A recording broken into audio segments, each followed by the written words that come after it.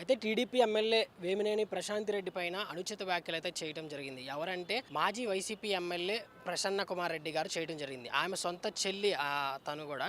So ఎట్లా చూస్తారు? ఈ చాలా దారుణమైన వ్యాఖ్యలు అయితే చేశారు. దీన్ని మనం ఎలా చూస్తారు? ఒకప్పుడు రాజకీయాలంటే నువ్వేం చేశావు నేనేం చేశా అని మాట్లాడుకునే స్థితిలో ఎంతో హుందాతనంగా ఉండేటివి. చర్చలు విమర్శలు కూడా నిర్మాణాత్మకంగా ఉండేటివి. నియోజకవర్గ అభివృద్ధులపైన చర్చించేవాళ్ళు. కానీ నేడు రాజకీయాలు ఎలా అయిపోయాయంటే వ్యక్తిగత హననం స్థితికి తీసుకొని వచ్చారు. గతంలో చూసాం వైసీపీ నాయకులు 5 ఏళ్లలో చేసింది ఏంట్రా అంటే నియోజకవర్గాల్లో అభివృద్ధి గురించి మాట్లాడదాం చర్చిద్దాం అంటే ఎవడో రాడు, బూతుల గురించి మాట్లాడతారు. జగన్మోహన్ రెడ్డి గారు తన సొంత చెల్లెలు షర్మిలాని ఏ విధంగా అయితే వ్యక్తిగత హననం చేశాడో చూసాం. ఈ రోజు అది నియోజకవర్గ స్థాయి వరకు దిగజార్చాడు ఈ జగన్మోహన్ రెడ్డి. ఎందుకంటే రాజకీయాల్లో ప్రతి ఒక్కరు ఈ రోజు మనం ప్రజాస్వామ్యంలో ఉన్నాం. నియోజకవర్గాల అభివృద్ధి గురించి మనం గతంలో కూడా చూసాం. ఇదే నెల్లూరు జిల్లా నుంచి మొదలు పెడితే బెజవాడ గోపాలకృష్ణారెడ్డి గారు కావచ్చు, సోమిరెడ్డి చంద్రమోహన్ రెడ్డి గారు కావచ్చు, ఈ నల్లపురెడ్డి ప్రసన్న కుమార్ రెడ్డి ఉన్నాడు చూడండి, వాళ్ళ నాన్న శ్రీనివాసులు రెడ్డి కావచ్చు, ఇలాంటి ఎంతో మంది హుందాతనంగా రాజకీయాలు చేసే రాజకీయ నాయకులు ఉన్నారు నెల్లూరు జిల్లాలో. కానీ ఈ రోజు నెల్లూరు జిల్లా రాజకీయాల్ని ఒక భ్రష్టు పట్టించే విధంగా ఈ ప్రసన్న కుమార్ రెడ్డి కావచ్చు, ఆ కాకాని గోవర్ధన్ రెడ్డి కావచ్చు, అతనున్నాడు బెట్టింగ్ పర్సెంటా 1/2% తొందర ఎందుకన్నా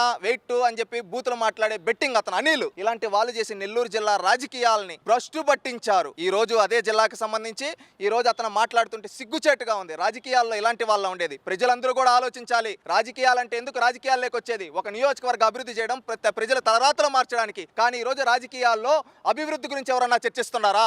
నియోజకవర్గానికి ఏం కావాలి అని చర్చిస్తున్నారా? ఎవరూ చర్చించడం లేదు. రాజకీయాలను ఎలా ఉపయోగిస్తారు? వ్యక్తిగత హననం చేయడానికి. ఒక మహిళ అయ్యుండి ఆ పక్క వేమిరెడ్డి ప్రశాంత్ రెడ్డి గారు ఉంటే వేమిరెడ్డి ప్రశాంత్ రెడ్డి గారిని వ్యక్తిగత హననం చేస్తాడు ఈ ప్రసన్న కుమార్ రెడ్డి. గతంలో కూడా ఎలక్షన్లకు ముందు కూడా ఇదే ప్రసన్న కుమార్ రెడ్డి ప్రశాంత్ రెడ్డి గారి గురించి ఉద్దేశించి తప్పుగా మాట్లాడితే ప్రజలు నియోజకవర్గంలో ఎలాంటి మెజారిటీ ఇచ్చి ఓడిచ్చారు ఈ ప్రసన్న కుమార్ రెడ్డిని ఒకసారి గుర్తు తెచ్చుకోవాలి. ఈ రోజు జగన్మోహన్ రెడ్డి గారి కళ్ళల్లో పడ్డం కోసం జగన్మోహన్ రెడ్డి ఆడవాళ్ళనందరినీ తిడితే మంచిగా పక్కన కూర్చోబెట్టుకుంటున్నాడు.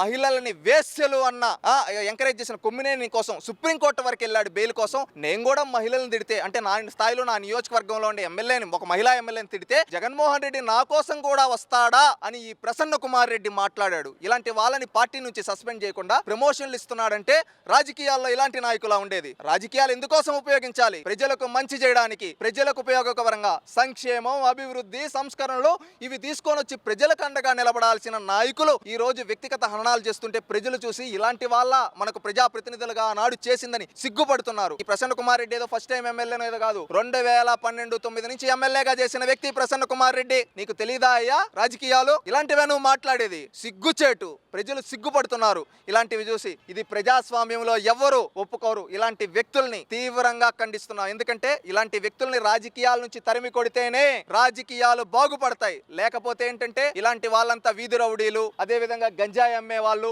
ఇంకొకటి చేసే వాళ్ళు ఈ రోజు ఏమంటే రాజకీయాల్లోకి వచ్చేసి మేమేదో తోపులం తురుములం అని చెప్పి ఇలా మాట్లాడుతూ ఉంటే నెక్స్ట్ జనరేషన్ కి ఏం మెసేజ్ ఇస్తాం? మనం ఏం మెసేజ్ ఇస్తాం? బూతులు మాట్లాడమని మెసేజ్ ఇస్తామా?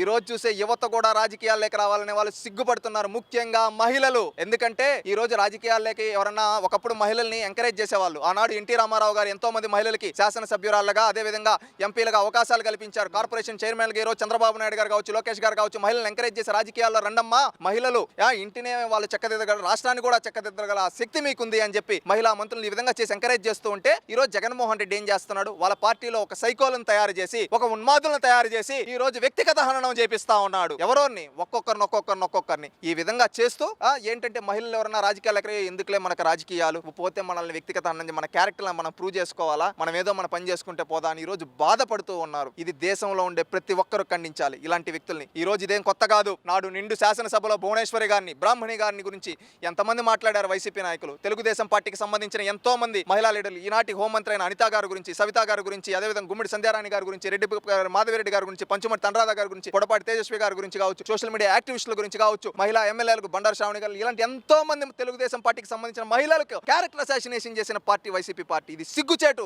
రాజకీయాల్లో ఎవరే పార్టీలో అయినా ఉండొచ్చు, ఎవరెక్కడైనా ఉండొచ్చు. విమర్శలు నిర్మాణాత్మకంగా ఉండాలి, లైన్ క్రాస్ చేసి వ్యక్తిగతంగా కాదు. గుర్తు పెట్టుకోండి. అందుకని ఇలాంటి వాళ్ళని తరిమి కొట్టాలని పిలుపునిస్తున్నాం. Okay, thank you very much.